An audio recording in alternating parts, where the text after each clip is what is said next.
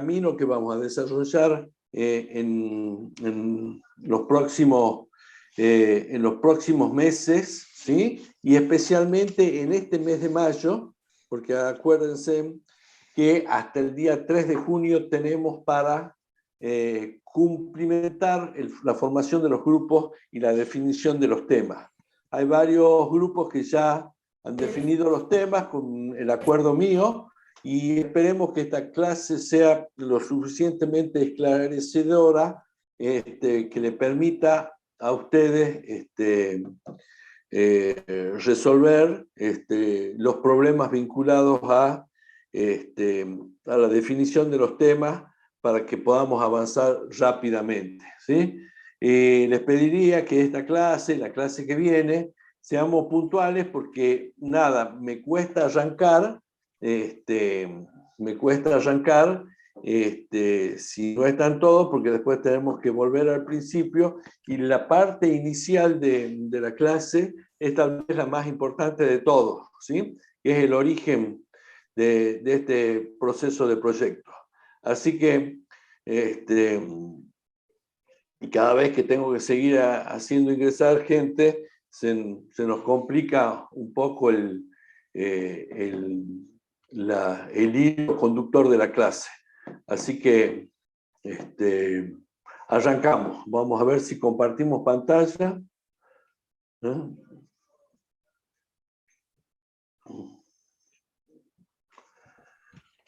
Para cómo entran de a varios. Inge también puede habilitar para que otra persona le dé una mano aceptando gente, ¿no? Bueno, ¿vos sos? ¿Cómo sos vos? ¿Vos sos? Yo soy Rizo, pero justo estoy conectado desde el celular, nomás ahora se me complica. Ah, qué bueno. Mira vos justo que te habías puesto a disposición.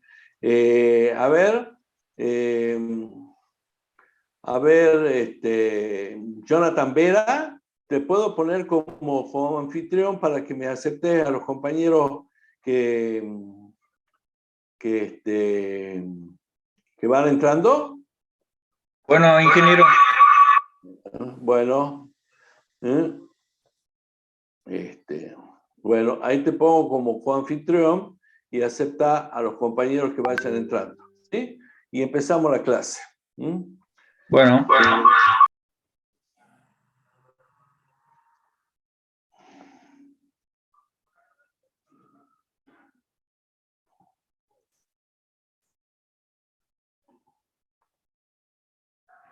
¿Están viendo ahí la pantalla? Sí, profe. Bueno. El tema de evaluación de proyectos, y ustedes van a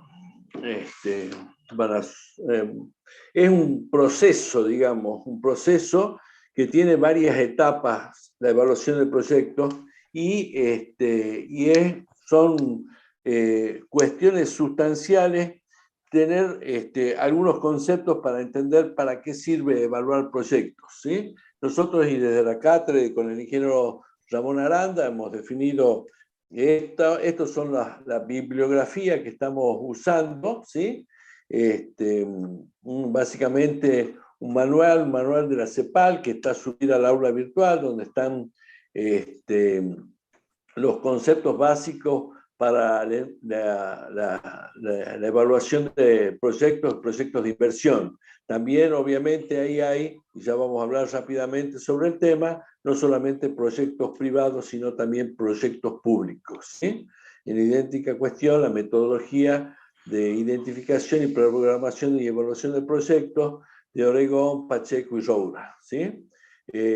También es muy útil el libro de formulación y evaluación de proyectos de Padilla.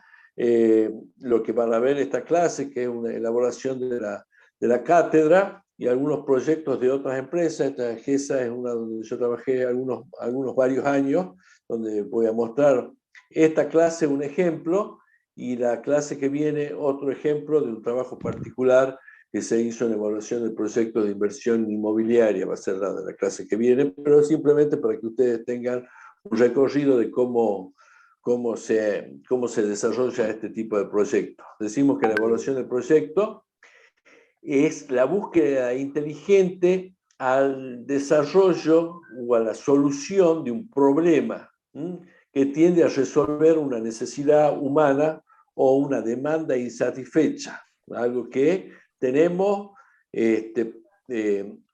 algo que no tenemos o que tenemos pero es en cantidad o calidad insuficiente, entonces necesitamos resolver ese problema, ¿sí?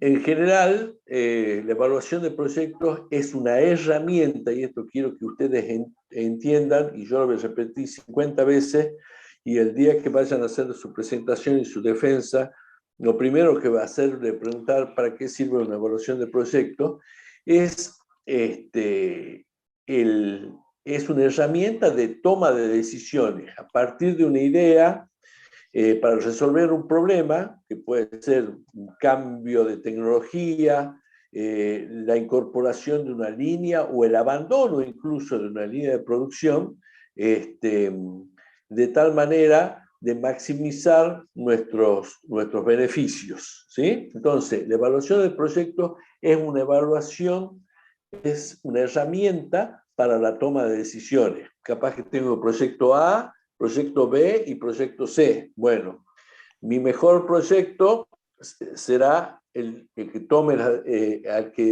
sobre el cual decida invertir. Y los otros dos, el primero que queda fuera, mi costo de oportunidad, el primer proyecto que no hice. Ya ustedes han aprendido costo de oportunidad, pero esto es una herramienta que nos permite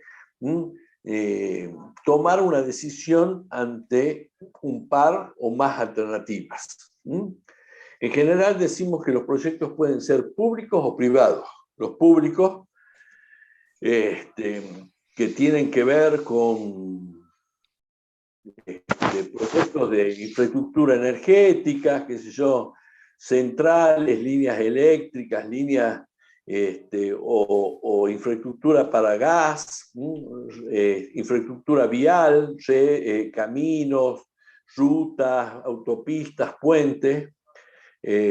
También los proyectos públicos son en el área sanitaria, agua, cloaca, inclusive en materia de salud, hospitales, sanatorios, en materia de vivienda, proyectos habitacionales. Sobre todos estos problemas de índole pública está lidiando quien era nuestro decano hasta hace poco, el ingeniero Soria, que ahora es ministro de Obras y Servicios Públicos, y tiene que definir, ¿sí? Tiene que definir cuáles son las prioridades y las necesidades de la provincia, y tiene que definir cuáles son las mejores decisiones que uno va a tomar. Y para eso él tiene o debería desarrollar la evaluación de proyectos para definir cuáles son los mejores y cuáles son los prioritarios. Y después están los proyectos privados, que tienen la misma metodología que los públicos, pero ustedes van a hacer un proyecto privado porque es de una metodología más sencilla. Digamos, cuando uno hace un sanatorio, un hospital, por decir público, bueno, podemos decir que es público y no se cobra, por lo tanto no entra plata. Pero en la medida que la gente se enferma menos, se muere menos, trabaja más, tiene más productividad y tiene más presentismo, eso también se puede monetizar, se puede expresar en pesos, pero es mucho más complejo, ¿sí? Entonces, por ahí, la idea que nosotros vamos a desarrollar en la cátedra, por una cuestión de simplicidad para ustedes, es que vamos a hacer proyectos privados que tienen como objetivo producir algún bien o algún servicio, ¿no es cierto?, al cual nosotros tengamos un mercado específico a quien venderle. Entonces, Profe, ¿sí? ¿le puedo hacer una consulta? Sí, señor. Un proyecto privado sería, un ejemplo, que yo tenga un microemprendimiento y quiera hacer una empresa para brindar cierto servicio, eso sería un proyecto privado, ¿verdad? Claro, qué sé yo, vos, qué sé yo, estamos en civil, hacer una empresa para vender vigas de hormigón armado, por ejemplo. Claro, bueno, yo sé de Proyecto que ya mecánica te en este digo que no va a caso. ser, ¿sí? Claro, yo porque, soy, porque ya lo han hecho varias veces, pero ese es un proyecto donde vos identificás un producto o un servicio, puede ser un servicio también, y vamos a identificar quién es el sector de la sociedad o de la propia producción de la provincia o a donde definamos el mercado, que va a querer comprar tu producto, y después por otro lado vamos a calcular, ya vamos a ver más adelante, los costos para saber cuáles son los beneficios que puede generar ese proyecto. En cambio, un proyecto público es una ruta, una autopista, un hospital, las viviendas del IPB y esas cosas. ¿Estamos? bien. Bueno, después le puedo hacer una consulta Sí, por... aprovechemos todo, nos Sí, bueno, relajemos y hagamos consulta. claro, yo soy de mecánica, digamos, y bueno, Sí. yo tengo un microemprendimiento, ya, o sea, lo tengo montado, y no sé si puedo generar un proyecto sobre eso, digamos. Bueno, después cuando en las clases de consulta, que va es mañana a las 6 de la tarde, me lo planteas Ujú. junto con tu potencial de grupo y si nos parece, le damos gas. ¿Mm? Bueno, listo, Bueno, gracias. y ya que preguntas eso, y esto vale para todos, ¿sí? Siempre un proyecto no nace que yo diga, ay, voy a hacer, qué sé yo, viajes de turismo a la luna. ¿Entendés?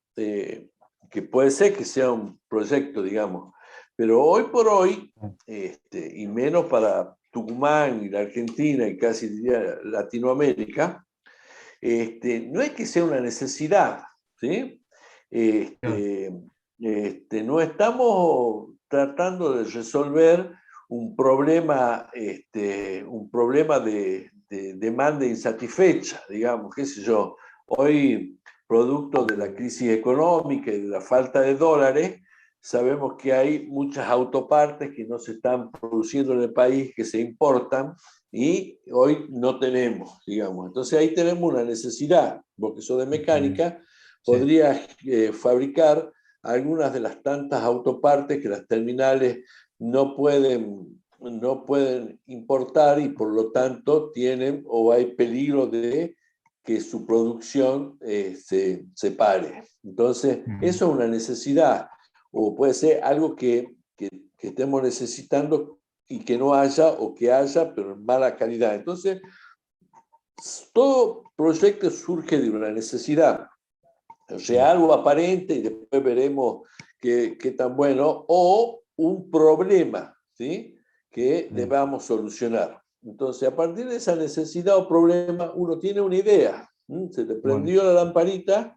Entonces, eso es muy importante que lo planteemos de entrada. claro. Este proyecto tiene como por objeto resolver la necesidad, qué sé yo, de la falta de autoparte en la industria automotriz de la República Argentina, qué sé yo. Estoy pensando en voz alta simplemente. Entonces ustedes tienen a partir de eso la idea de generar una producción, qué sé yo, de la tecnología esa que está faltando. Sí, te escucho. Bien, bueno, o sea, el proyecto que yo tengo, o sea, que yo ya hago, el trabajo que hago, o sea, es un problema, pero no sé si es tan necesario, digamos. Bueno, depende del punto de vista económico de cada persona, ¿no? Si Pero bueno, es o sea, es necesario, necesario, pero no, entonces es un problema. Ahora, si no es tan bueno, por eso te digo, podemos claro, decir que en realidad en el mercado de la heladería, estoy siendo irónico y exagerado para que ustedes lo entiendan, no existe el helado de pollo. Y la ujú, verdad que no sé si alguien quiere helado de pollo, la verdad que no hay. Pero la claro, verdad también es que no existe problema porque no haya helado de pollo. ujú, Porque además me imagino que los consumidores se imaginarán que el helado de pollo es un asco. Pero sí, bueno, es simplemente para ponerte en un extremo, digamos, ¿sí? bien, A veces le digo, vienen con algunas ideas que ya vamos a hablar, y se le digo, siempre tienen que ser innovadoras, y no tengamos miedo de decir alguna cuestión que tal vez no correspondan, porque en esta de las lluvias de ideas y los grandes negocios salen por ahí de cuestiones que ni nos imaginamos, ¿sí? pero por ahí, cuando me plantean algunas cuestiones medio extrañas, a pesar que yo los motivo a ustedes para que el proyecto sea innovador, porque si vamos a fabricar ladrillos de cerámicos, ya no, digamos, ¿entendés? Eso no genera ninguna innovación ni tecnológica ni comercial, pero cuando es medio raro y medio que no cumple ninguna necesidad, le digo yo, no es que pasen por acá, por la Rivadavia, frente a la tecnológica, cientos de miles de manifestantes pidiendo algún producto que nadie quiere, ¿entendés? Entonces, Claro. hay que verificar que esa necesidad exista, porque si no, no vas a tener mercado y vas a fabricar algo que no sirve para nadie, pero ya lo vamos a ir viendo con los pasos. No te adelanté y a tu caso particular lo trataremos en la consulta, ¿sí? Vale, Para eso gracias. deberíamos hacer una cantidad de estudios de prefactibilidad, que esto es esencialmente lo que ustedes hacen con la evaluación del proyecto. Estudio de prefactibilidad para ver si esa necesidad, que si esa idea satisface esa necesidad y existen algunos parámetros que permitan que este proyecto siga adelante. Si los estudios de prefactibilidad dan positivo, ¿sí? Entonces se toma la decisión de avanzar en el proyecto, hacer la inversión en función de los indicadores que vamos a ver durante la clase, ¿sí? Y si no es bueno, a buscar otra idea, ¿sí? Si es bueno, se invierte, se opera y se mantiene el proyecto, ¿sí? Se miden los parámetros respecto con la prefactibilidad para tratar de ajustar en función de las expectativas, ¿sí? Y se hace más menos, de tal manera que el proyecto esté ajustado al proyecto inicial o se mejore inclusive ese proyecto inicial. Los estudios que vamos a desarrollar, y ustedes tienen que desarrollar, en general casi todo, pero puede ser que alguno no aplique por la especificidad del producto que ustedes o del servicio que ustedes vayan a proponer, pero bueno, un estudio de mercado, ¿sí? Que me va a decir esto, si hay gente realmente que quiere generar, comprar el producto o servicio que ustedes vayan a desarrollar, o también mirar, capaz que estamos diciendo, vamos a vender fideos comunes, y bueno, vemos que en el rubro fideos comunes hay cientos de competidores que por ahí le generan muchísimo inconveniente para entrar en la competencia porque el mercado está muy ocupado. Entonces, tenemos que ver tanto la demanda como la oferta.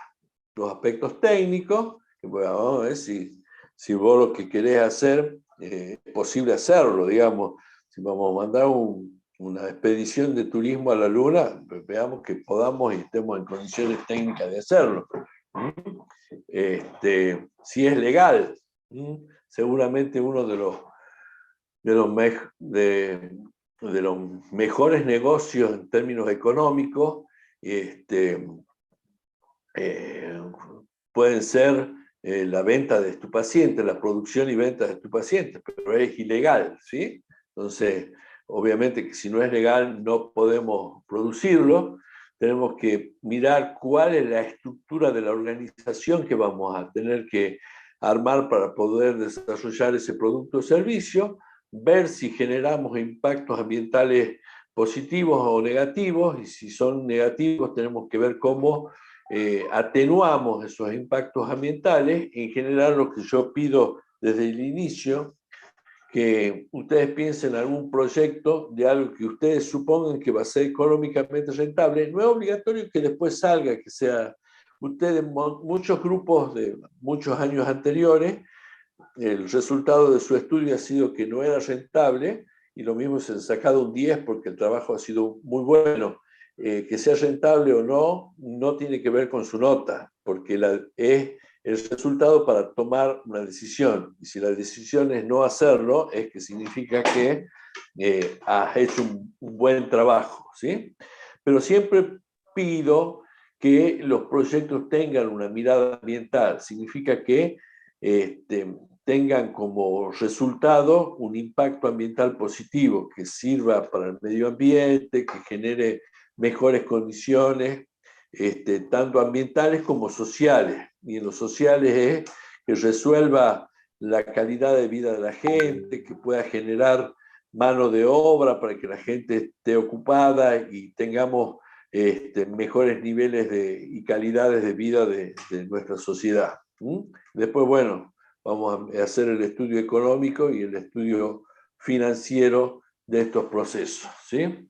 Inge, en lo que ¿sí? usted plantea con respecto del estudio, bueno, de lo ambiental, ahí tendríamos Sí. que utilizar lo que nosotros vimos ya en Civil 2, que era el estudio de impacto ambiental. Exactamente. En términos conceptuales, y Claro. no quiero que me hagan todo el gran desarrollo, simplemente poder hacer un Perfecto. análisis y si hay que compensar, si hay que poner una planta de tratamiento de efluentes o si para compensar tener que poner 2.500 árboles por año, bueno, lo pongamos en el costo porque eso hay que tenerlo en cuenta. En general, los impactos ambientales negativos tienen asociado un costo que en general no es menor. Profesor, Sí. la clase de 18 de mañana es también para anunciar los grupos, ¿no? Para que yo entre con mi Es la grupo. común de consulta, donde me ponen los temas y yo se los apruebo o no. Bien, muchas gracias. El lunes que viene vamos a repetir esta clase, nada más que al final va a haber otro tipo de ejemplo. Hoy voy a dar un ejemplo, y la semana que viene voy a dar otro ejemplo de proyecto. Bueno, y el financiero muy complicado ahora en la Argentina que vivimos, porque en general está asociado a ver si nosotros podemos conseguir un préstamo para poder minimizar el impacto de la inversión inicial, y hoy por hoy las tasas están tan altas que es muy difícil, pero bueno, lo analizaremos en su momento y de acuerdo a cada proyecto. Decíamos que el primero de los estudios era el estudio de mercado, ¿sí? Bueno, ahora vamos a trabajar sobre ese estudio de mercado. En principio decimos que el estudio de mercado está dividido en dos partes. Uno, el estudio de la demanda, ¿sí? Y el otro, el estudio de la oferta. El estudio de la demanda, y es la parte más difícil tal vez del proyecto, es que ustedes me definan quiénes son los potenciales clientes de ustedes. ¿Cuál es el segmento de la sociedad, si es que a usuarios finales, o el segmento de otras empresas a quienes ustedes le venderían y esos compradores estarían dispuestos a comprar, para que en algún momento calculemos cuántos serían los ingresos de ustedes? Entonces, el estudio de la demanda está vinculada a tratar de estimar eso, porque no podemos decir en forma fehaciente, pero de la forma más precisa posible esa estimación, haciendo relevamientos, algunos hacen encuestas, algunos miran la información histórica de determinados sectores para definir cuál sería mi mercado. Mi mercado es quién está dispuesto a comprar este tipo de cosas, ¿sí?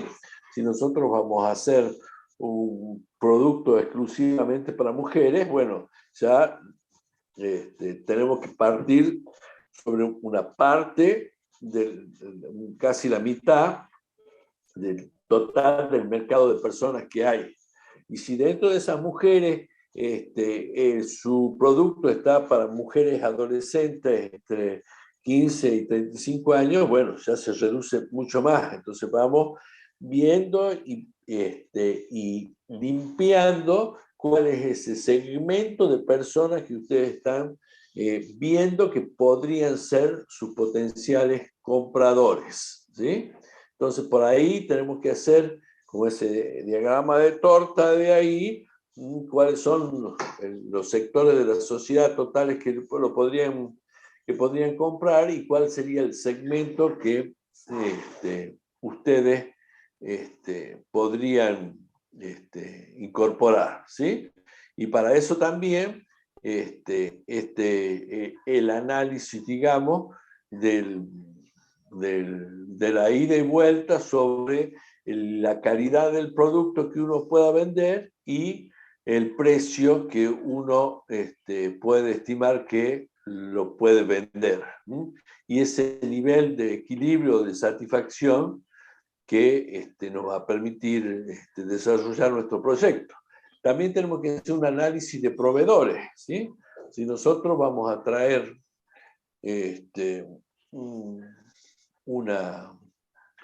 vamos a hacer un proyecto que tenga una tecnología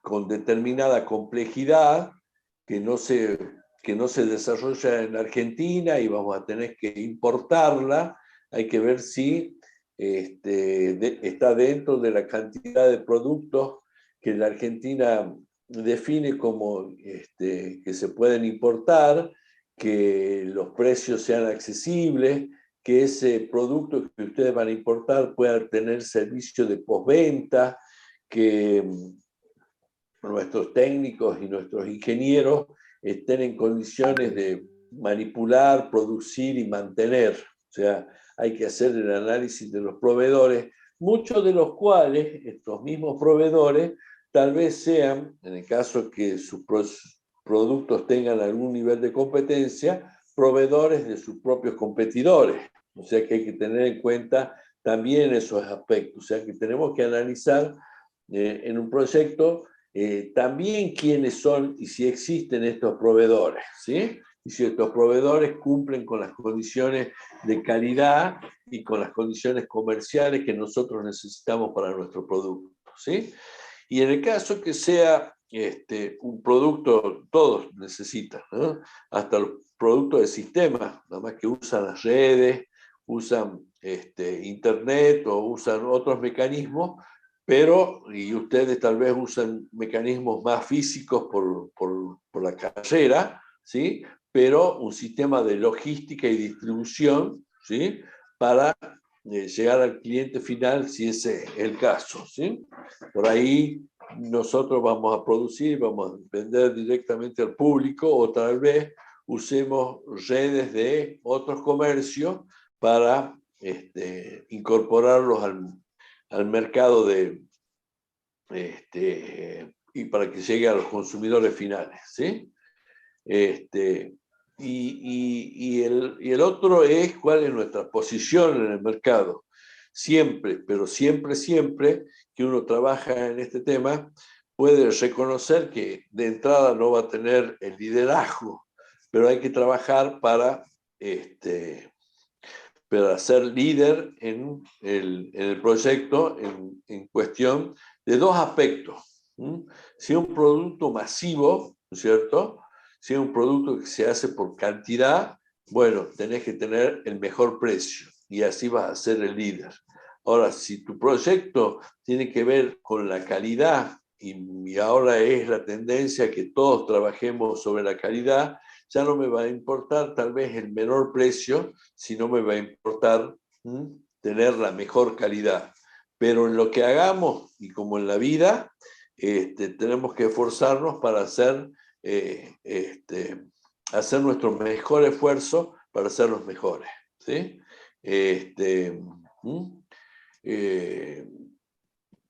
También vinculado a este estudio de la oferta y la demanda, lo que en economía, en microeconomía, se llama la ley de las 4P, tenemos que analizar, y todo esto tiene que ver con tu capacidad de venta y de conocimiento del mercado, ¿sí? ¿Cómo va a ser tu producto? ¿Qué forma va a tener?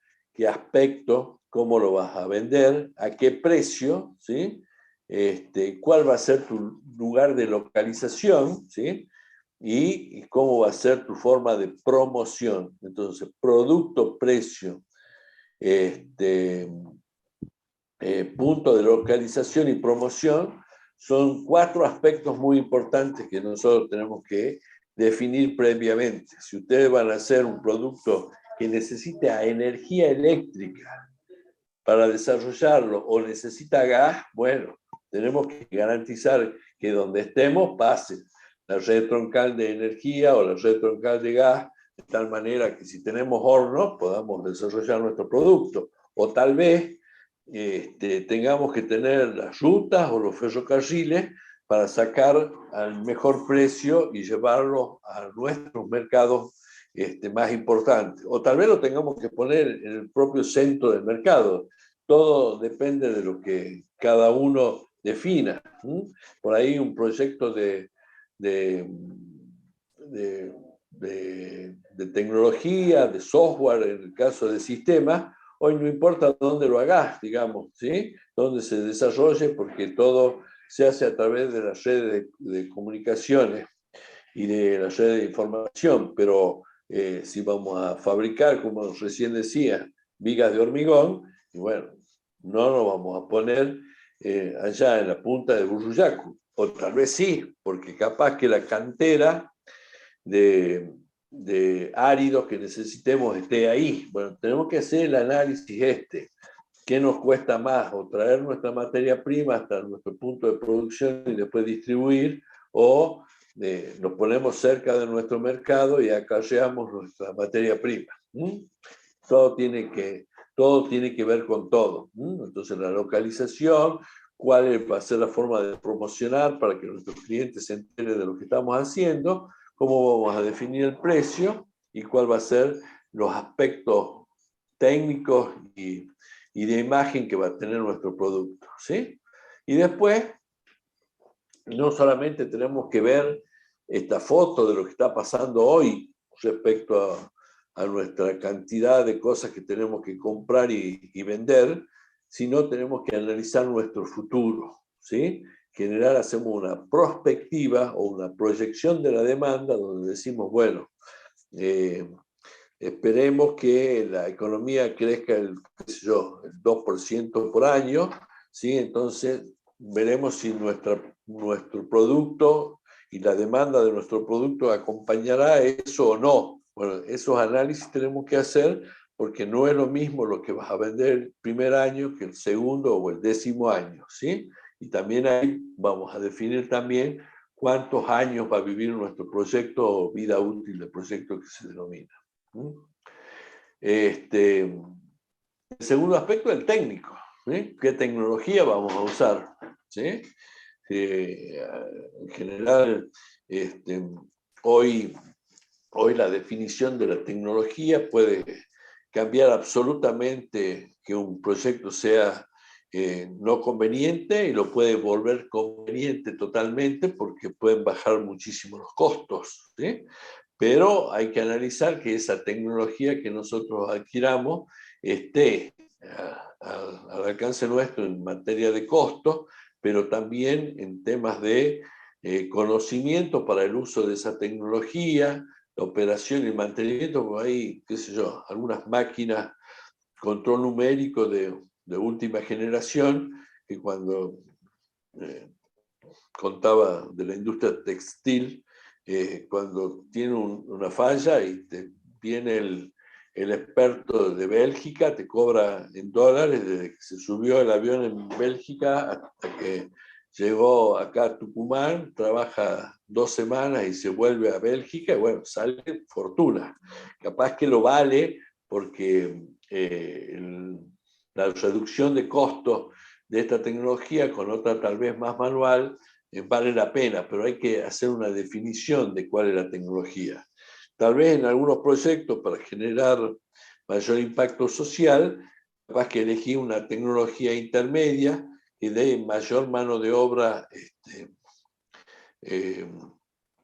a la gente y bueno, genera un impacto social importante. Pero bueno, hay que definir cuál es la tecnología, cuál es la mejor tecnología y si estamos en condiciones de usar esa tecnología. Hay que ver desde el punto de vista técnico, lo que ya les decía yo en la filmina anterior, la necesidad que tengamos la infraestructura energética, de luz, de energía eléctrica, de gas, de ruta, como para poder sostener nuestro proyecto. Si es informático, necesitaríamos tener la fibra óptica y la conectividad adecuada, cuál es la localización en función de dónde están nuestras materias primas y a dónde está nuestro mercado, ¿sí? Que tenga accesibilidad, que no tenga que andar, voy a poner una fábrica de material pesado, qué sé yo, en Tafí del Valle, que tenés que bajar por la 307, creo que se llama, porque es un despelote, digamos, por más que por ahí tengas algunos clientes o tengas algunas materias primas ahí. Definir cuál es el resto de los equipos complementarios que vas a necesitar en tu producción, cuánto cuestan, cuánto duran en su vida útil y cuánto vas a necesitar para producir, ¿sí? En función de eso, por ahí tenés que dimensionar tu empresa no para la cantidad que vas a producir hoy, sino a mediano plazo o al final de tu vida útil, porque no vas a hacer una inversión de una fábrica al lado si te aumentó tu producción, como vamos a intentar predefinirla. Entonces tenemos que dimensionar técnicamente nuestro emprendimiento teniendo en cuenta lo futuro. Si es posible, si no es posible hacer por etapas, digamos. Ahora, si es posible hacer por etapas, lo podemos hacer más chico el proyecto, pero si no, por ahí por cuestiones técnicas, no es que vas a poner otro gasoducto, no es que vas a poner otra línea de energía, tenés que pensar en cómo va a ser tu demanda y tu producción a futuro, ¿sí? Y también tenés que, desde el punto de vista técnico, ver que tengas los recursos humanos adecuados, porque por ahí te lanzás a hacer un proyecto donde no tenés hoy la mano de obra. El tema de la informática es un caso como paradigmático en el mundo hoy, no solamente en Argentina y Tucumán, donde existe una gran demanda de desarrollo de sistemas, pero existe muy poca gente, o sea, existe mucha gente, pero como se necesita mucho más gente, no hay la cantidad de gente capacitada en desarrollo de software que le permita a todas las empresas poder trabajar en forma adecuada. Por lo tanto, hoy las empresas de sistemas, por ejemplo, se están masacrando entre ellas y peleándose con los distintos, con los empleados y cada vez, hoy por hoy, estas personas capacitadas ganan cada día más. Después, como decíamos, ya hemos visto el mercado, hemos visto si técnicamente todo tiene que dar sí, porque si algo da no, ya no podemos seguir. Si vemos que el mercado tiene una capacidad para absorber nuestra producción, avanzamos. Si técnicamente es posible, avanzamos. Si técnicamente no es posible, ya no podemos seguir con la evaluación de este proyecto. ¿Me esperan un segundito, por favor? Sí, profe.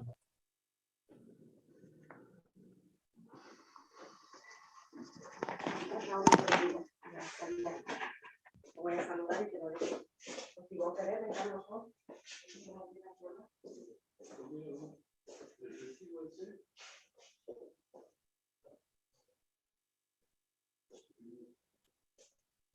¿No hace falta profesor de bien? No, por acá. Yo te lo firmo y te entrega la plata.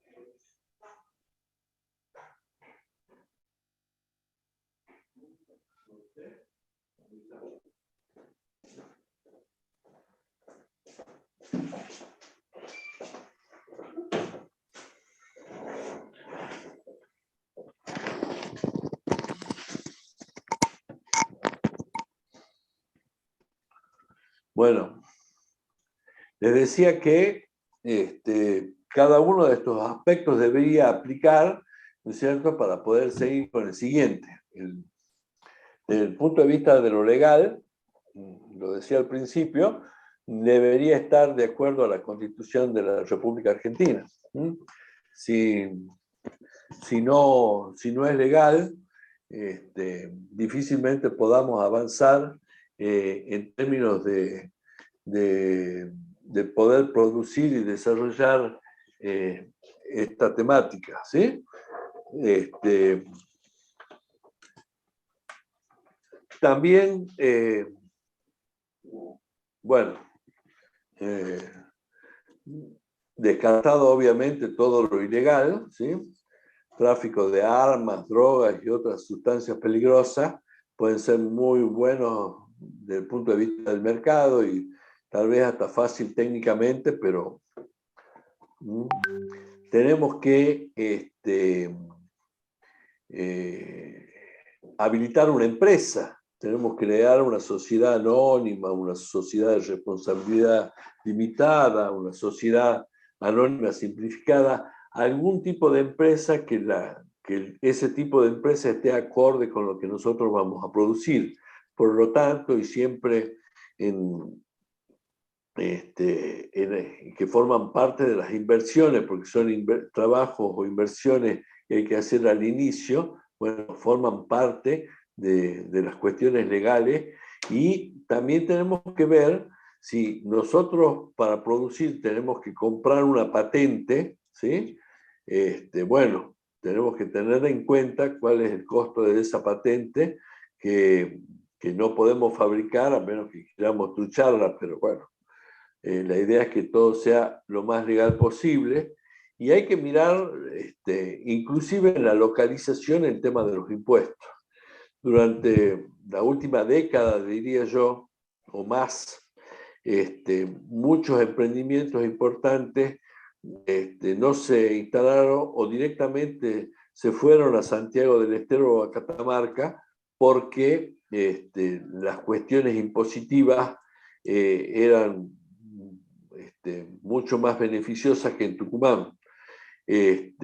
Al momento de la localización, no solamente la infraestructura, que tengan los recursos humanos y tecnológicos necesarios, sino hay que tener en cuenta cuál es la carga impositiva que tiene de acuerdo a la localización o a la jurisdicción política que nosotros estemos tratando de implementar nuestro proyecto. O sea, son todos aspectos legales, lo impositivo, las patentes, la conformación de la empresa, la legalidad o ilegalidad de nuestro proyecto, para definir si pasa esta cuestión de si podemos avanzar en materia de que cumple con los requisitos legales. Desde el punto de vista organizacional, tenemos que mirar cuáles van a ser los recursos y la estructura de esos recursos humanos que vamos a necesitar. Yo les voy a pedir a ustedes en sus proyectos que me definan, bueno, vamos a tener un gerente general, vamos a tener un gerente administrativo comercial, un gerente técnico, un gerente de producción, qué sé yo, de acuerdo al tipo de proyecto que hagan, y los recursos humanos aguas abajo, de tal manera de armar no solamente un organigrama, sino como el esquema de conexión interna, de tal manera que sea lo más eficiente posible, ¿sí? Desde lo organizacional también, y lo habíamos mencionado recién, la necesidad de conseguir los recursos humanos, para eso están las oficinas de recursos humanos de las empresas o las empresas privadas que se encargan de conseguir los recursos humanos, que nos permitan cubrir esa organización. A veces no es tan fácil conseguir los recursos humanos que me permitan desarrollar determinado producto y o servicio, ¿sí? Y del punto de vista de lo gerencial, tratar desde lo organizacional, tratar de vincular los aspectos técnicos que ya hemos visto con los aspectos del mercado, ¿sí? Y las cuestiones organizacionales, para definir una estructura organizacional que nos permita ser lo más eficiente posible, también teniendo en cuenta lo legal, porque toda esta gente deberán tener dentro de un determinado marco su política respecto a a los temas de los recursos humanos, en qué, cómo se van a contratar a las personas, en qué convenio colectivo van a trabajar, porque eso me va a dar los niveles de remuneración. Los niveles de remuneración que ustedes tienen que poner en el proyecto son los niveles de remuneración exigidos por ley. Si ponemos muy por debajo, va a ser muy complicado porque no vamos a estar cumpliendo con los aspectos legales de esta situación. Y después vamos a trabajar sobre lo que ya dijimos, los estudios de impacto ambiental. ¿Sí? Si nosotros tenemos un proceso industrial, tenemos que analizar cuál es el proceso, cuáles son los insumos que vamos a incorporar, cuál es el nivel de peligrosidad ambiental de esos insumos, cómo es el proceso y cómo son los residuos industriales, y si va a ser necesario usar plantas de tratamiento o algún otro mecanismo que nos permita minimizar esos impactos ambientales. Esos impactos ambientales están regidos por las normas ISO 14001, ¿sí? Que son la normativa sobre los sistemas de gestión ambiental. ¿Sí? A partir de eso se hacen estudios de impacto ambiental que cada jurisdicción, Tucumán tiene una Secretaría de Medio Ambiente de la provincia, y abajo de esa Secretaría hay una Dirección de Medio Ambiente que también tiene como una mesa de medio ambiente, no me acuerdo bien cómo es el nombre, donde hay un montón de instituciones, donde también está la Universidad Tecnológica Nacional, Facultad Regional Tucumán, donde estas instituciones mandan sus Disculpe, expertos. profe, el nombre es Consejo Provincial de Economía y Medio Ambiente, sí, Medio Ambiente, CPA. Sí, sí, donde también en ese consejo, ¿no es cierto? Decía yo que está la UTN y se hacen los análisis y se aprueban los proyectos que se presentan antes de ser ejecutados. Por ahí estos proyectos van a necesitar platita para tratar de compensar, como yo le decía,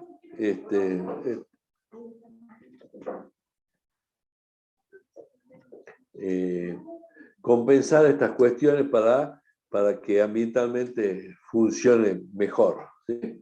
Entonces, todo está correlacionado. Si nosotros decimos que vamos a hacer una central nuclear de energía, que a mí me gustan mucho, pero supongamos que no sean legales en Tucumán o generen, por la tecnología que usan, muchos desperdicios radioactivos, bueno, difícilmente lo podamos hacer.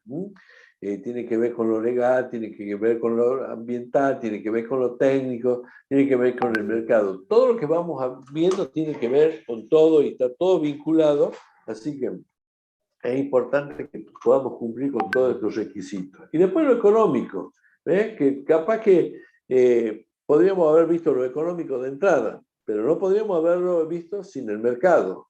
Tampoco podríamos haberlo visto sin haber hecho lo técnico antes, porque no sabemos qué tecnología y qué vamos a gastar, ni si vamos a necesitar estudios legales u otras cuestiones adicionales que nos permitan concretar. Obviamente no sabemos cuánta gente vamos a usar, por eso todos estos procesos son previos al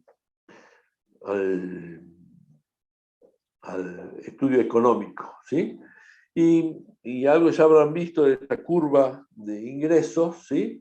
Donde decimos nosotros que tenemos que definir en qué parte de la curva de demanda estamos para saber cuánto vamos a vender, de acuerdo a nuestro estudio de mercado, y a qué precio, ¿sí? El producto de nuestro precio unitario por la cantidad de unidades que vamos a vender nos da este cuadradito naranja que son los ingresos, ¿sí? Y no solamente lo tenemos que ver ahora, sino en su proyección a futuro, ¿sí? Y después tenemos que ver, los egresos, cuánto nos cuestan nuestros recursos humanos, cuánto nos cuestan nuestras patentes, qué inversión tenemos que hacer para minimizar nuestro impacto ambiental, ¿sí?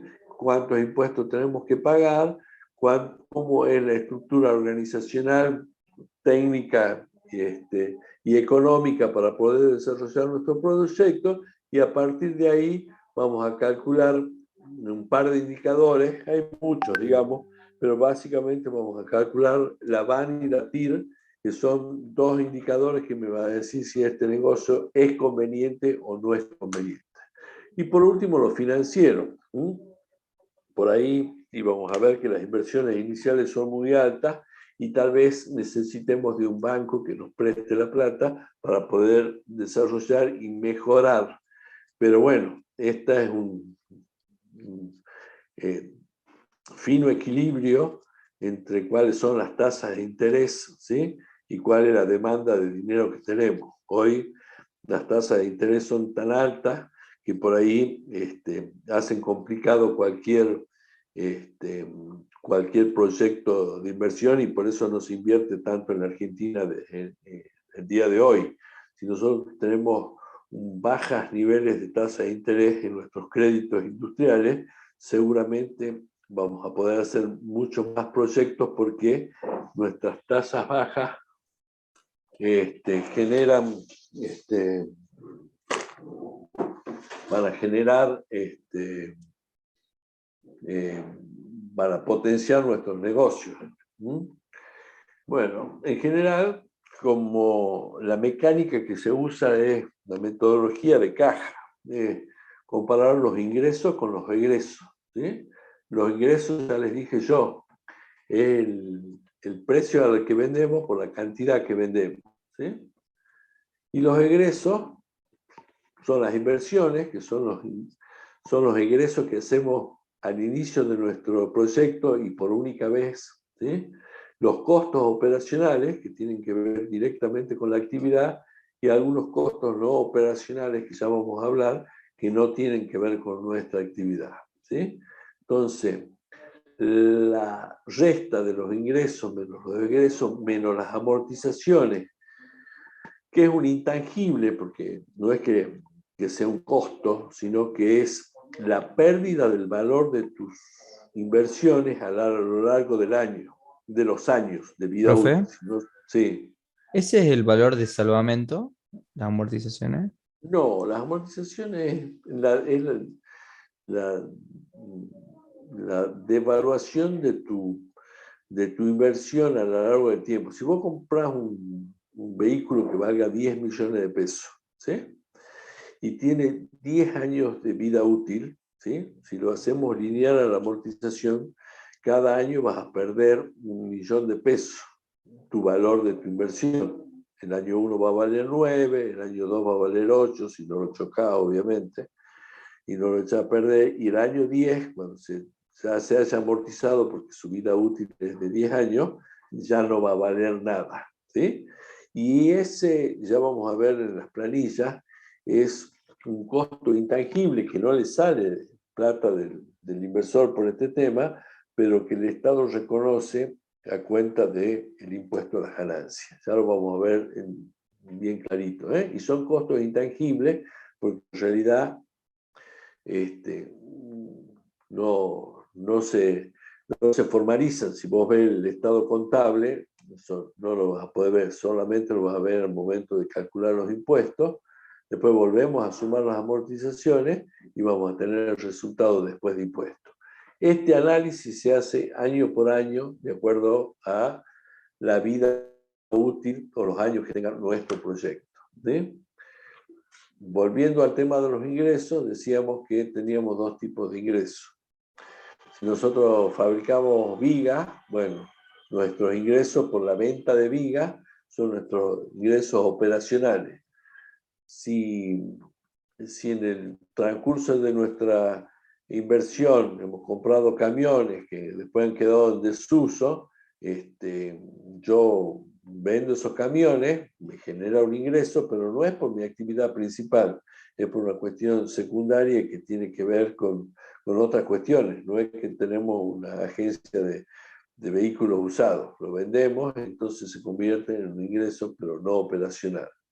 Las inversiones, les decía, son las inversiones, son los gastos que se hacen al principio del proyecto, y en general, puede ser que en algún proyecto tengamos una intermedia, pero en general solo se hacen al inicio del proyecto, ¿sí? En la compra del terreno, la compra de tecnología, la compra de maquinaria, ¿sí? La propia industria. Esas son las inversiones fijas, que son tal vez las más importantes de todas, ¿sí? Después vienen las inversiones diferidas, ¿sí? Se les llama así a esta que ya hemos visto, a la compra de patentes, ¿sí?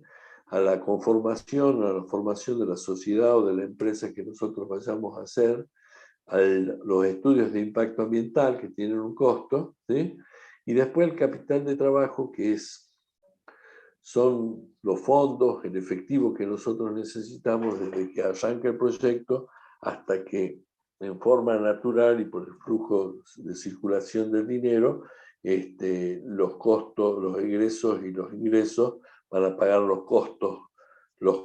Mientras tanto, y hasta tanto todo empiece a funcionar, necesitamos una plata en efectivo que va a servir para pagar al principio a los empleados, para pagar a los proveedores, inclusive para pagar algunos servicios como luz, agua y otras cuestiones. Eso se llama capital de trabajo.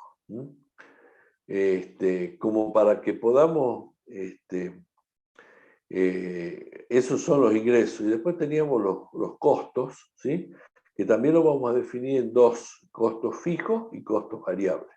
Los costos fijos son aquellos que no dependen de la producción. Si yo fabrico una fábrica de ladrillo, fabrico 1.000.000 de ladrillos por año, si fabrico 1.100.000, estos costos fijos van a seguir siendo los mismos, no dependen de la producción. Voy a tener el mismo gerente, la misma secretaria, la misma cantidad de empleados contables, administrativos y jurídicos, ¿sí?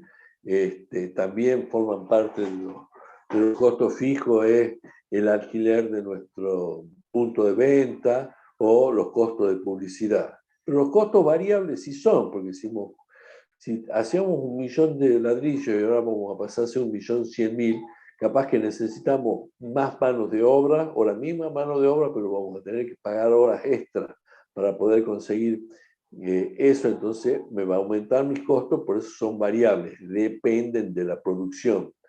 También vamos a necesitar tal vez más insumos, ¿ya? Aditivos, pintura,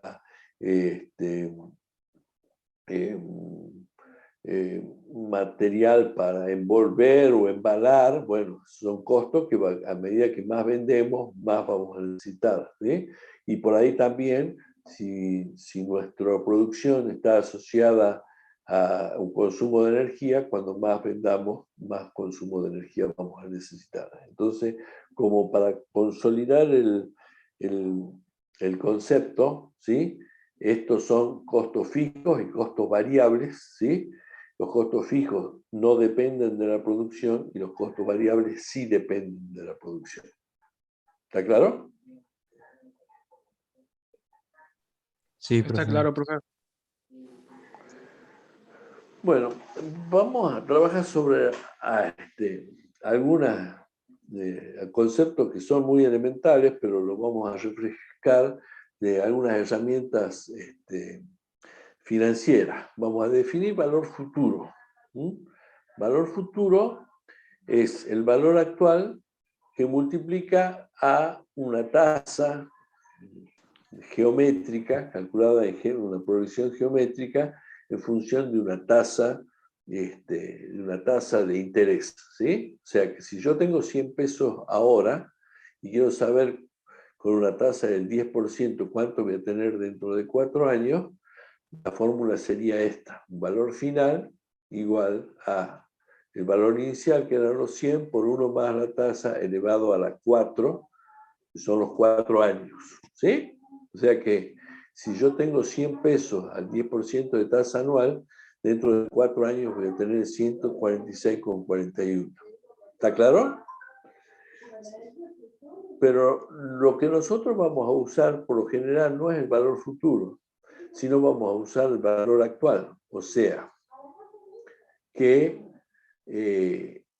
pasamos dividiendo el multiplicador 1 más la tasa de interés a los años o periodos que estamos contemplando.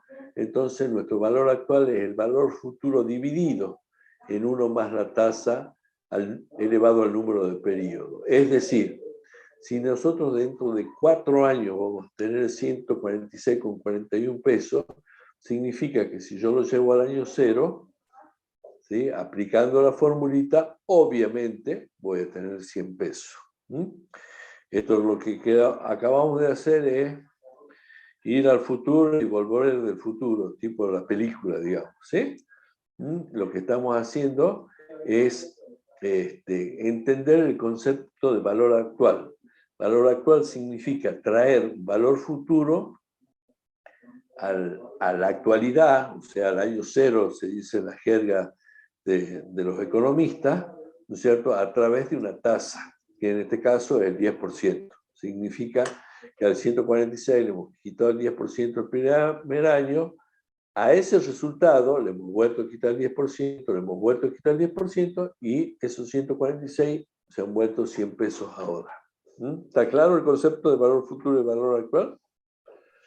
Sí, Sí, profe. Sí, se entiende. Bueno, así nosotros cuando hagamos estos ingresos menos los egresos, menos las amortizaciones, más los impuestos y todas estas cuestiones, me van a dar siempre lo que nosotros denominamos un flujo de fondos. Entonces, decimos que esta línea roja que está al inicio, ¿sí?, son las inversiones. Como son las inversiones, son negativas, rojas y para abajo, ¿sí? Y después los azules de cada año son los resultados positivos que podemos tener de acá al año 7 en este caso. Entonces, si nosotros vamos a calcular el valor actual neto del año 0 es el mismo que estamos, es el pedazo de línea roja negativa esa, porque estamos en el año 0, por lo tanto no hay nada que descontar. Cuando vamos a hacer del año 1, sumamos el del año 1. Y ahí vamos a descontar. El valor B1 va a ser un poquito más chico porque está dividiendo en 1 más, o sea que es un número más grande que 1 el denominador. Entonces se me va a hacer un poquito más chico el B1 por 1 más 10 a la 1. Después lo mismo hacemos con el año 2, ¿sí? Y así sucesivamente, el año 3, el año 4, el año 5, ¿sí?, hasta el año 7. Así calculamos el valor actual neto, trayendo cada año, de acuerdo con esa fórmula, los valores a valor futuro. En general decimos que el valor actual neto es el valor inicial, que se ve su cero en general es siempre negativo, más la sumatoria de cada uno de los flujos anuales dividido en 1 más la tasa de su año correspondiente. El Excel tiene una formulita que directamente se la aplica así.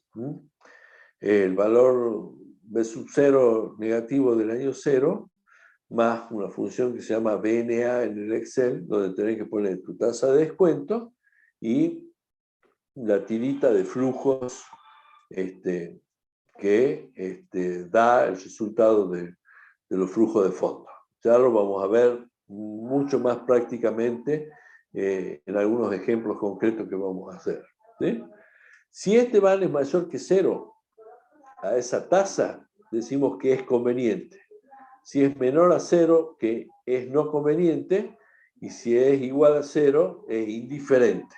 Entonces, si es mayor a 0 es conveniente, si es menor a 0 es no conveniente.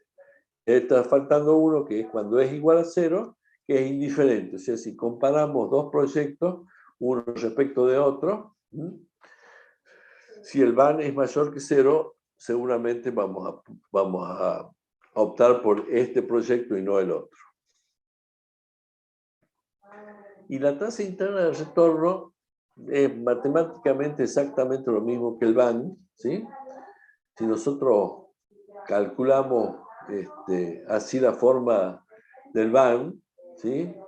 Y hacemos que ese BAN sea igual a 0, ¿sí? Entonces mi tasa de descuento o tasa de comparación se va a volver igual a la tasa interna de retorno. O sea, cuando mi banda 0, mi tasa es igual a la tasa interna de retorno. En términos gráficos es así. Piénsenlo ustedes. Como el BAN tiene en su desarrollo un cociente en el segundo término que a medida que va aumentando la potencia o aumentando la tasa se hace más chico, es una curva que va descendiendo. En el momento que eso se vuelve a 0, esa tasa es la tasa interna de retorno. Si la tasa interna de retorno es mayor a la tasa de descuento o la de otro proyecto, es conveniente, y si es mayor, no es conveniente. Yo le quería mostrar un proyecto que hice hace ya muchos años, y la próxima semana voy a repetir esta clase para que le quede a todos ustedes, y además de repetirla, voy a dar otro ejemplo distinto a este, donde se ha hecho un proyecto que tenía que ver con las energías alternativas, específicamente la producción de biodiesel. Para hacer esto hemos definido, hemos analizado las leyes, lo legal, ¿sí? Y en ese entonces había a nivel internacional, como ahora, un problema energético muy importante por ese entonces, la crisis de los combustibles fósiles. Después en Argentina apareció Vaca Muerta y cambió la historia y cambió los incentivos para generar energías alternativas a partir de biodíseles. Pero en ese entonces era imposible y la Argentina estaba importando, como sigue importando, pero ya me imagino que se va a reducir a la medida que se hagan los gasoductos, se estaba importando energía del exterior. Venían buques de combustible de Venezuela y de Arabia para tratar de compensar la falta de energía y de producción, porque no nos estábamos autoabasteciendo. Entonces había una crisis.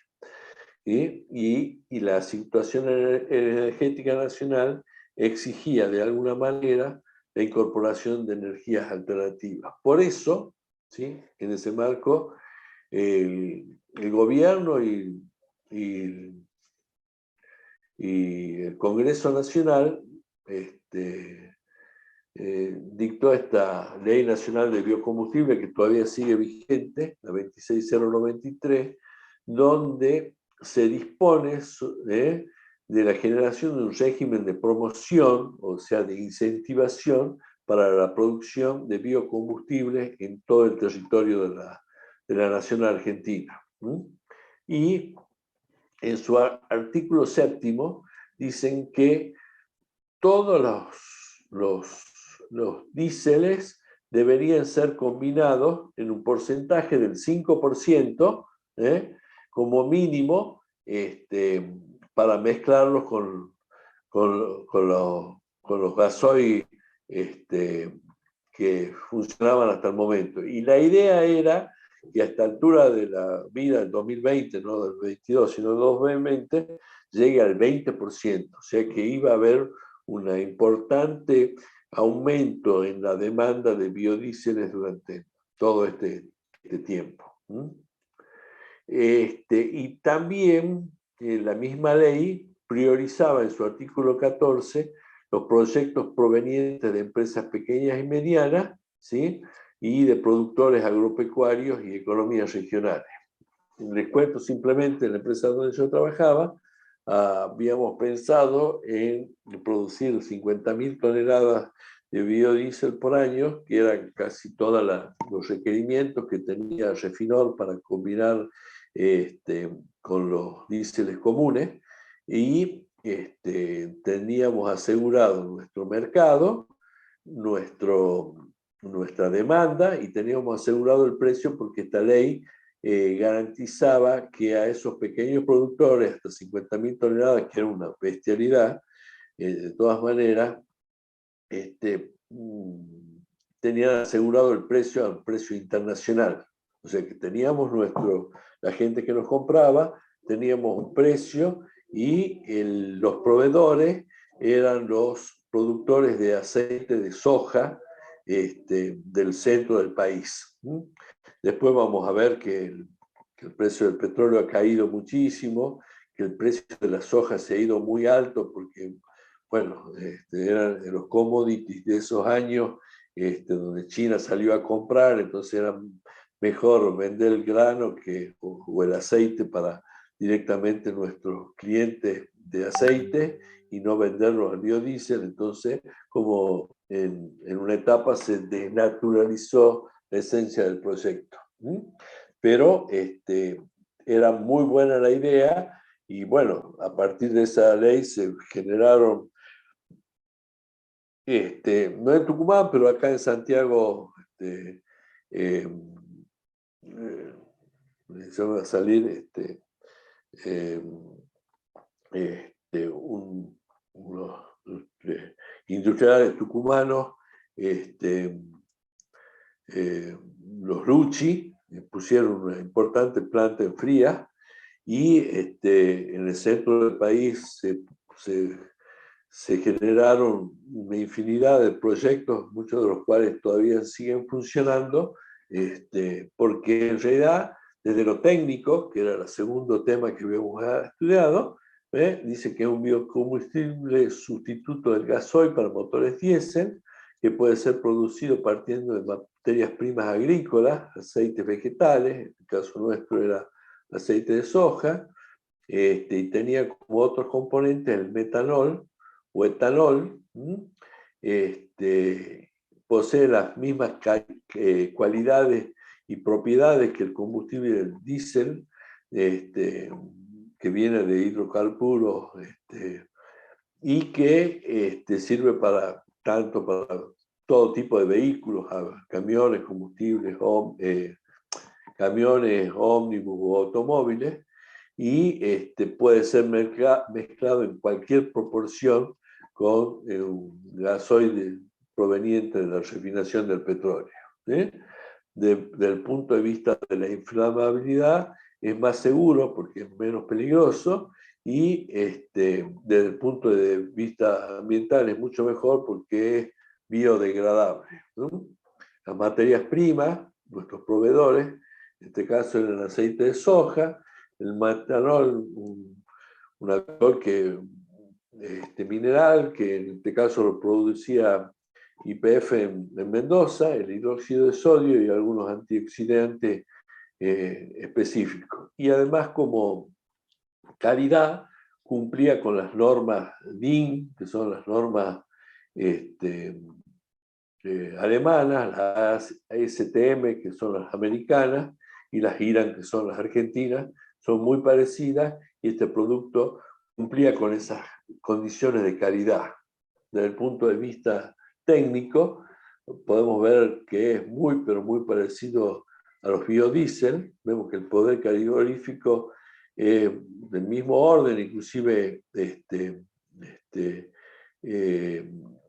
la diferencia es muy pequeña, la viscosidad está dentro de los mismos parámetros, el peso específico, justamente ahí el azufre, que es lo que le genera contaminación ambiental a los combustibles líquidos, porque los gases de azufre, junto con la humedad del aire al momento de la combustión, generan sulfuros que después se convierten en ácido sulfúrico, que se convierten en esta lluvia ácida que producen los combustibles fósiles. El punto de ebullición está en el mismo orden, ¿sí? El punto de inflamación está un poco más alto en el caso de los biodíseles. Tienen el mismo nivel de escurrimiento, por lo tanto se pueden mezclar de la misma forma, ¿sí? Y tienen una relación estequiométrica pero muy parecida. O sea que desde los aspectos técnicos podemos decir que los biodiesel y los diésel son muy parecidos y por eso era muy factible mezclar. Después, nuestro proceso de fabricación partía de un aceite de soja crudo, que se lo filtraba previamente, se lo mandaba a los tanques de acopio, y por otro lado, la soda cáustica o el hidróxido de sodio se juntaba con el metanol, ¿sí? Y se incorporaba a unos tanques procesadores que estaban previamente precalentados, donde esto hacía que separaba, digamos, el aceite de soja es prácticamente un combustible que tiene mezclado una cera, como la cera de las velas, ¿sí? Entonces hay que sacarle ese componente porque eso tranca los motores, ¿sí? Entonces ahí se separa, por un lado, por algunos métodos, algunos son de decantación, también podría ser a través de centrífuga, por un lado el biodiesel y por otro lado el glicerol, que es un producto secundario que también podríamos hacer un gran negocio vendiendo velas o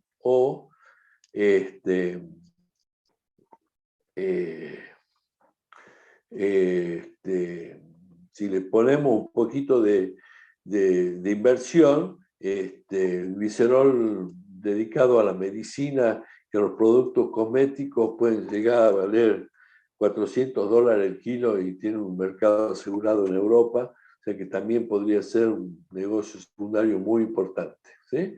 Después que hemos conseguido el biodiesel, pasa por un proceso de lavado, ¿sí? Después, con calor, se lo seca, se lo vuelve a filtrar y va al contenedor final, ¿no es cierto?, para su venta y distribución. Entonces, este es el esquemita, el layout, que podríamos decir, del proceso que ustedes tendrán que hacer en cada uno de los casos que les toque trabajar, ¿sí? Ahí, a partir de esto, ustedes lo harán con sus respectivos proyectos. Definimos las inversiones en equipos, ¿sí? Los filtros, los tanques, los equipos para producción de metóxido de sodio, que es esta mezcla de metanol con hidróxido de sodio, los reactores, a donde se van a separar el aceite de la glicerina y del biodiesel, los lavadores, los tanques de decantación, los intercambiadores de calor para secar y eliminar el agua del biodiesel, el filtro prensa y los tanques de almacenamiento final. En función de eso, nosotros hemos calculado año por año, lo que tenemos arriba son los años cero, y ahí año por año cuáles han sido los egresos, cuánto ha sido el costo de la tecnología. Esto está en millones de dólares. No está en millones de dólares, está en miles de dólares, ¿sí? Cuánto iba a costar el terreno, que eran como 2 hectáreas que había que comprar, cuál era la plata que nosotros íbamos a necesitar el primer año hasta tanto la empresa tome su ritmo adecuado y podamos cubrir nuestros propios gastos, los gastos de transporte año por año, los costos de operación, que estaban compuestos por el personal que íbamos a usar, los costos de operación y mantenimiento de los equipos que íbamos a usar, y los insumos, que eran el metóxido de sodio, el metanol y también algunos estabilizadores para que el producto no se eche a perder, digamos, porque tener una componente orgánica importante, entonces hay que ponerle este tipo de estabilizadores. La resta de los ingresos menos los egresos me daba este resultado neto, que después, a partir de ahí, calculábamos su amortización, ¿sí? El resultado fiscal, y con ese resultado calculábamos los impuestos a las ganancias, los ingresos brutos, algunos otros impuestos vamos a calcular nosotros en nuestro proyecto, y a partir de eso calculamos la VAN, que nos daba positiva, por lo tanto definíamos que este proyecto era muy importante y convenía, y la tasa interna de retorno, que también comparado con cualquier otro negocio de medianamente razonable en la Argentina, que podría ser del 20%, era mucho, pero muy buen negocio. Entonces, recapitulando, lo que hemos hecho en este proyecto han sido de alguna manera, yo lo he resumido bastante, pero todos los pasos que hemos hablado, hemos visto los aspectos de la demanda, los aspectos técnicos, los aspectos legales. Bueno, ambientalmente era muy bueno porque todo tipo de desarrollos de esta naturaleza reducían los impactos ambientales. Y bueno, desde el punto de vista económico, los indicadores, tanto la BAN como la TIR, daban positivos. No sé si le queda alguna duda, pero nada, como para que hagamos un pequeño repaso por todo lo que hemos pasado, ¿no? Hemos analizado el mercado para ver cuánta gente nos iba a comprar y vender y a qué precio y qué competidores teníamos, si técnicamente el proceso que nosotros queríamos hacer era factible, si legalmente era factible y cuál era la cantidad de incorporación de patentes íbamos a requerir, generación de la empresa, los temas impositivos, cómo iba a ser la organización de esta empresa, los estudios ambientales, económicos y financieros. Son en general los títulos que ustedes tienen que desarrollar para ver si este proyecto puede ser conveniente o no. Los escucho, chicos.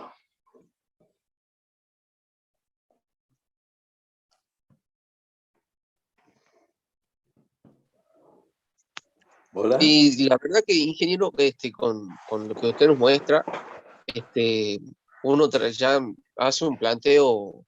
Primeramente hay que ver esto, digamos, la necesidad de observar qué es lo que necesita la gente y descartar por el helado de pollo, por ejemplo. Claro, es una exageración mía, pero era para ser gráfico. Pero sí, totalmente, porque es como para decir, hacemos helado de mate cocido, no sé. Hay observando el mercado, yo creo que ahora estamos saturados con un montón de cosas referentes a lo que es el mercado, haciendo, digamos, una lectura general, ¿no? Y tenemos, lo que más está en auge ahora es la presentación o brindar servicios. ¿Qué tipo de servicio hace que la vida sea un poco más fácil de la gente dentro de todas las facilidades que tenemos ahora? Sí, Eso por supuesto. Eso por un lado, digamos. Y bueno, pasando de esto, que yo quería hacerle consulta respecto a los ejercicios del práctico, hay uno, tomando en cuenta, digamos, los puntos. Hablaba usted de ventajas absolutas y de ventajas comparativas. Hay uno de los ejercicios que a mí me llama mucho la atención, porque también, bueno, observando el apunte, no el apunte de clase, sino que los libros de consulta, uno de los ejercicios planteaba que, por ejemplo, bueno, dos personas, mi amigo y yo, tenemos que presentar un trabajo práctico o trabajar en un proyecto. Yo tengo la posibilidad de resumir, de leer y resumir seis notas diarias y tipear 20 notas. Y mi compañero puede resumir máximo dos, y resumir dos y tipear dos. Con respecto a la ventaja absoluta, yo tendría ventaja absoluta con respecto a lo que puedo resumir más y escribir más.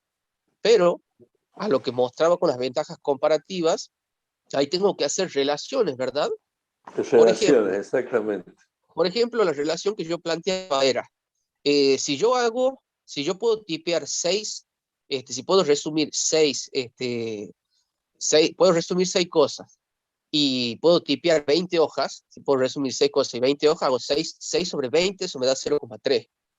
Pero mi compañero puede resumir 2 sobre 2. O sea, resume 2, tipea 2. Entonces él tiene, a eso le da como relación 1. Yo tendría ventaja para el tema de resumir. O sea que yo me tendría que especializar en resumir. Pero ocurre lo diferente cuando yo, por ejemplo, planteo, en el caso de tipear, yo tipeo 20, tendría que hacer, quiero saber si es que estaba bien la relación que hago, 20 sobre 6. O sea, yo puedo tipear 20 hojas sobre 6 que puedo resumir. Entonces, el costo mío de oportunidad del tipeo son 3 hojas, son 3,33 que me daba más o menos. Sí. Pero en cambio, mi compañero resume 2 o tipea 2 sobre 2 hojas que puede resumir. Ahí le da 1. Él tendría que especializarse, como tiene un valor menor, tendría que especializarse en mecanografía, digamos, o en el tipeo. Así Claro, sería. por supuesto, a pesar que vos tenés la ventaja Claro, a pesar que tenga la absoluta ventaja. mejor, y por eso funcionan los negocios internacionales, sino, qué sé yo, Estados Unidos, que tiene toda la tecnología, por decir, capaz que no, pero estoy siendo exagerado, y se autoabastecería, pero no le conviene, a él le conviene especializarse en lo suyo y, y comprarle a la Argentina los productos agropecuarios, que por más que Argentina no sea tan eficiente en forma absoluta, en forma comparativa, a ellos no les conviene perder tiempo en hacer soja como hacemos nosotros, y no, le conviene comprarnos a nosotros. El comercio internacional existe porque existen las ventajas comparativas, que no son igual que las ventajas absolutas. Vos lo acabas de explicar muy bien. Claro, si eso, porque ayer pensaba, digo, que si tengo uno que yo puedo hacer todo y el otro no hace nada, bueno, si yo hago todo me voy a reventar el cuerpo, entonces a ver qué es lo que puedo hacer. Claro. Y las Sí, ventajas, a lo que calculaba, digamos, uno mira el cuadro y dice, bueno, yo me dedico a tipear y que él se dedique a resumir. Pero en realidad la exactamente. ventaja, o sea, Sí. la ventaja no es en esa forma tan intuitiva que uno la ve. Sí, por eso tenemos que hacer lo que vos has dicho, los costos de oportunidad. ¿Qué pasa cuando yo dejo de hacer una cosa y hago la otra? ¿Mm? Vos lo Claro. acabás de especificar muy, pero muy bien. Inge, Así es y como después, vos decís. bien, y en el último punto, en el punto 6, nos brindan 2 notas. Una que es, bueno, con respecto a lo que sería el IFE y las asignaciones o las ayudas económicas, y nos plantea también después el hecho de la suma de las tarifas. Ahí el punto decía cuál es el costo de oportunidad para el gobierno. Después de Sí. la lectura que hago, yo lo que planteo es que, en mi opinión, el costo de oportunidad es que, o sea, yo tengo que sacar plata para brindar a la gente, porque decían, por ejemplo, se entregaban 10.000 pesos a 9 millones de personas que había llegado el concepto. Sacando la multiplicación, tengo 900.000 millones de pesos que les estoy brindando a cada una de esas personas, este, que de dónde salen, salen de esos subsidios. El costo de oportunidad sería ese, o dónde va, o me dedico a darle una mano a la gente esta para que directamente pueda, o a toda la gente que necesite para que pueda acceder a lo que son los productos básicos o los productos de las canastas básicas que son inmediatos, o mantengo los subsidios. Pero ¿qué pasa si yo saco esa plata de los subsidios? De igual manera, por más que yo le brinde a la gente la plata para que coma, para que pueda pagar la luz le va a subir, y todo el círculo ese vicioso vamos a seguir estando en deuda. Quiere decir que por más que uno quiera o maquille lo que se puede hacer, tomando desde un punto de vista personal, no soy sin, sin ninguna cosa, pero teniendo en cuenta eso, quiere decir que si yo le saco plata a los subsidios para brindarle a la gente lo mismo, la gente después va a tener que soportar el embate que le va a venir con el tema de los costos de las naftas, de la luz y de todas las industrias que necesitan de ese medio energético, que tiene el Bueno, subsidio. está bien. O sea, Es ese tu sería el costo de opinión y a mí oportunidad. me parece bien, ¿sí? Pero bueno, también hay un costo de oportunidad político, ¿sí? en el sentido de que, y tal vez de corto plazo, y eso lo hace muy malo porque pasó el corto plazo y no hemos resuelto los problemas de fondo, pero bueno, el gobierno necesita que la gente tenga accesibilidad a la energía eléctrica, porque si no se lo roba lo mismo, ¿sí? Y Claro, el costo va a ser más alto, entonces el costo de oportunidad entre tener tarifa social o subsidio, ¿cierto? Es importante, digamos, ¿sí? Pero bueno, ustedes han visto que para reducir el déficit fiscal, el Fondo Monetario ha exigido que bajemos que mejoremos nuestra balanza fiscal y que no generemos tanto costo. Entonces, bueno, hay una pelea ahí, que justamente son los costos de oportunidad, que tienen que ver con la cuestión social, de política, la cuestión alimentaria, que la gente se muere de hambre, tiene que sacar plata de otro lado para empezar a pagar a esa gente que se va a empezar a enfermar. ¿Entendés? Entonces, son tus costos de oportunidades que necesitas para poder solventar y no hacerlo, que la alternativa B está asociada a esta cuestión. También como vos lo planteás, pero también ponerlo a la cuestión política. Lo que pasa es que claro. es política de corto plazo y esto genera algunas complicaciones. Yo te quiero decir que está bien lo que vos me estás preguntando, pero yo no quería tratar este tema, quería ver si ustedes en general habían podido entender el tema del proyecto y después si querés terminemos lo del proyecto y lo veamos mañana en la clase, en, en la Sí, clase, yo tengo una consulta, la clase profe. de consulta, pero primero tratemos de ver que contestemos si no hay ningún este, Eh, Ninguna duda. profe, ninguna duda en el tema del proyecto. profe, yo tengo una consulta sobre el proyecto. Sí, dígame. Sí, esa tasa, ese porcentaje de tasa que se usa en la fórmula de Ban, Sí. ¿de dónde se saca ese porcentaje? ¿Qué es lo que... Esa tasa es la que ejemplifica otro negocio, ¿sí? La tasa de comparación, por eso se llama tasa de descuento, por la cual vos descontás para llegar al año cero, o tasa de comparación. Si nosotros estamos viendo esto, un proyecto, qué sé yo, de fabricación de casa, y la comparamos con las inversiones, no te digo en plazo fijo, pero en otras inversiones monetarias tipo LELIC o dólar o lo que sea, veamos cuánta es el beneficio y comparamos este proyecto con otro proyecto, ¿no es cierto? Y si esa TIR que nosotros nos da es mejor que la TIR de comparación, decimos que es un buen negocio. Entonces estamos comparando lo que nosotros estamos haciendo con otro negocio, ¿sí? Con Claro, otro claro. negocio, y es la tasa de otro negocio, que en general va a ser un dato que yo les voy a dar. Ah, bien, bien, bien. Pero Buenísimo. significa, está muy buena la pregunta, por eso es una comparación, porque estamos Claro, claro. comparando tu negocio con otro negocio. Si te da Sería positivo, sería como una competencia, algo es como la parecido. competencia, digamos, Sí. ¿sí?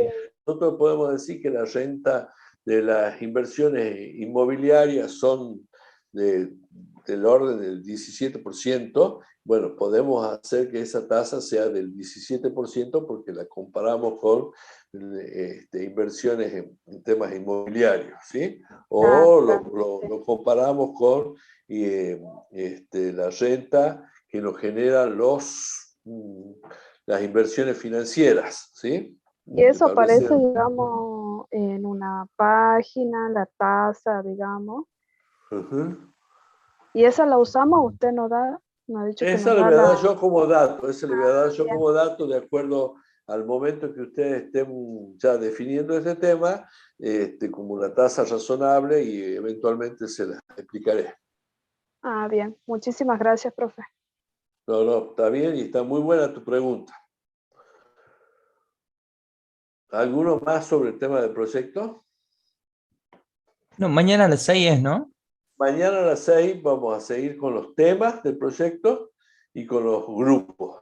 ¿Sí? Y si pueden aparecer todo el grupo para que yo les vaya mirando la cara y conociéndolos de a poco, va a ser muy bueno. Y acuérdense que la fecha tope para definir el tema, aprobado, consensuado con ustedes y aprobado por mí junto con la conformación del grupo, es el día 3 de junio. Después no miro más, lo que quedan afuera, quedan afuera. Profe. Recién. Sí. ¿Puede ser que la fecha del trabajo práctico número 2 esté puesta para mañana? Sí, para mañana, están los dos para mañana. ¿Sí? Pero eso va a tener una prórroga ese del 2, por lo que hemos visto hoy. No, simplemente porque entiendo yo, y ya lo voy a verificar mañana temprano, que a los chicos que me han mandado el listado para que los incorpore a la, al aula virtual, estarían ya todos ingresados. Profe. Por lo tanto, era simplemente porque había varios que habían quedado fuera la semana pasada, por eso fuera del aula virtual. Entiendo yo que entre hoy y mañana estarían todos ingresados al aula virtual. Bien, profe, porque eso le iba a consultar. Yo no estoy todavía en el aula virtual. Bueno, y ya... si mañana a la hora ¿vos qué apellido sos? Aguirre, Julio Martín. Aguirre, Julio Martín. ¿Vos estás en el listado que he pasado yo? Sí, yo me estoy viendo. Sí, yo ahí te acabo de ver. Teóricamente, entre hoy y mañana deberías haber ingresado ya al aula virtual.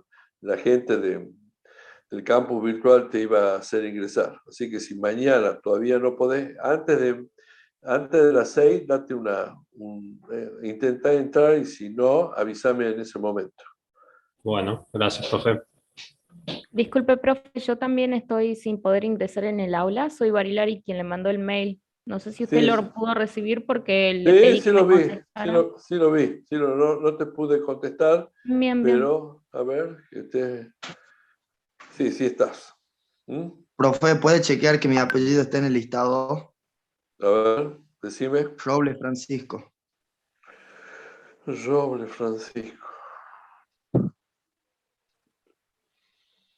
Vos te has puesto en el Roble Francisco Martín. Sí, así es. 3884. Sí. ¿Profe? Gracias, profe. Sí. ¿Profe? ¿Puede Sí. chequear ¿Profe? también si estoy en el listado? Y si te has puesto, debe Sabino, Y estar. los que tengan duda del listado, si quieren, yo después paso el mismo Excel que le mandé al Bueno. profesor para que chequen cómo aparece. Bueno, por favor, y que no haya ningún error de ortografía. ¿Qué apellido me has dicho? Sabino Luciano. Sí, Sí estás. bien. Bueno, chicos, nos vemos mañana. Nos vemos, Hasta luego, profe. profe. ¿Se entra con el mismo link mañana? Hasta luego, Con el profe. mismo link de hoy, sí. Bien, perfecto. Hasta luego, profe. Hasta Nos luego. vemos. Chao, profe. Chao, chicos. Que tengan buenas tardes. Hasta luego. Hola.